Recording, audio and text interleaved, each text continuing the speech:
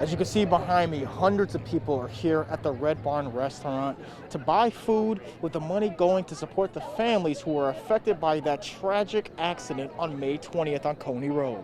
The Rotary Club of Bangor, the Rotary Club of Old Town, and the Bangor Area Breakfast Rotary Club are fighting against polio 1 quarter at a time. Dozens of firefighters from multiple agencies are fighting fires at 2 neighboring apartment complexes. According to fire officials, the smoke could be seen from miles away. As you can see behind me, dozens have marched down State Street up Main Street in Ellsworth to show their support for the Hancock County Sheriff's Office and their local police, as they brought in their own presents to give out to underprivileged kids. The Millinocket Marathon has a significant impact on the town in more ways than one. Beginning July 1st, the Community Connector bus line will be resuming their fare collection, as well as allowing more than 10 passengers on a bus at a time.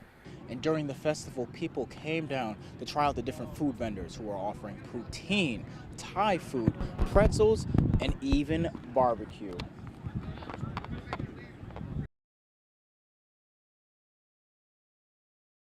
People of all ages and races gathered at the University of Maine Sunday afternoon to promote one message that was on their minds: racial equality. The police have a choice and they chose wrong. On May 25th, George Floyd died at the hands of ex-Minneapolis police officer Derek Chauvin. His death has had a ripple effect across the country, including in Maine, with dozens of people gathering for a peaceful protest at the university.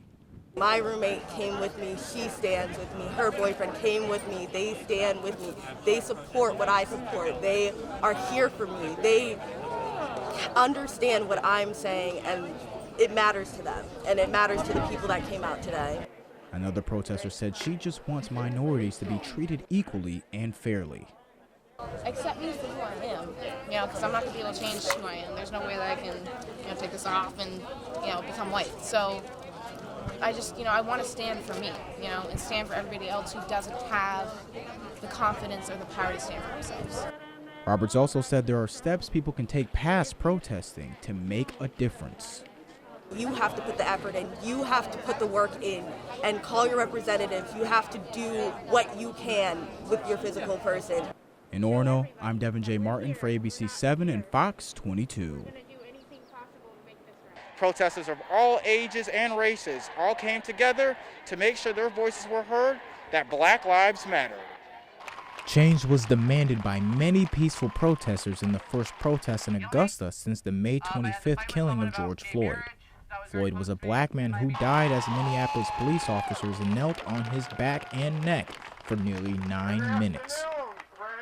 In the wake of his death, Black Lives Matter protests have been filling the streets of places across the nation, including in Maine. We say no more to systematic racism. We say no more to police brutality. No more! No more! No more! No more! Many speakers spoke to the crowd that gathered, and they talked about racial issues that they felt needs to be addressed in Maine. I've seen both sides of this community, and I've seen us stand together, and I've also been treated differently for the color of my skin. My family was scared for my life to come out here and speak today, and that is a fear that white people in America will never have. We are all brothers and sisters. Yeah. We are all the same rights. It's a shame that we have to fight for it. The protesters twice traveled around Capitol Park to the Augusta Police Department, and at one point during the march, the entire street in front of the State House was filled with people who were lying on the ground with their hands on their back for 9 minutes.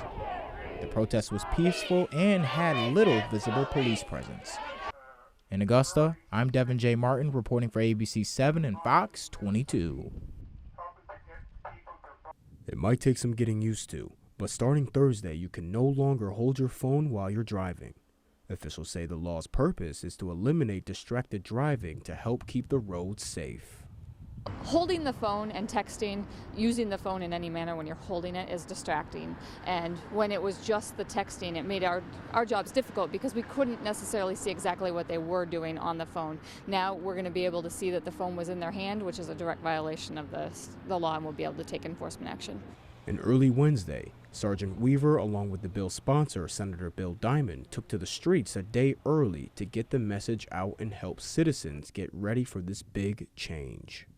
We're talking about a culture change from what people are used to doing with the phone and not while driving, and now we want that to stop, just as we did with seat belts. That was a culture change as well, as was drunk driving. So I think I'm very optimistic how this is going to make a big difference. Now, what is passable under this new law are hands-free applications such as Bluetooth or even cell phone mounts. Now, if you get caught driving with one of these in your hand the first time, will be a $50 fine. But anything after that, it's going to be $250 or more coming out of your pocket. In Bangor, I'm Devin Martin, reporting for ABC 7 and Fox 22.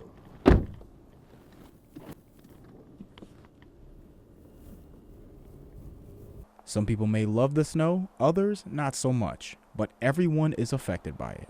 Some are affected deeply, as according to an Acadia Hospital official, there's about 9% of northern New Englanders who suffer from heavy depression caused by the winter weather. Seasonal affective disorder, which is a major depressive episode usually, but the onset has to do with either mostly the onset of winter or the onset of summer. So to get the diagnosis, you have to have the depressive episode for at least 2 straight years. And other than that, the symptoms are exactly the same as for major depression.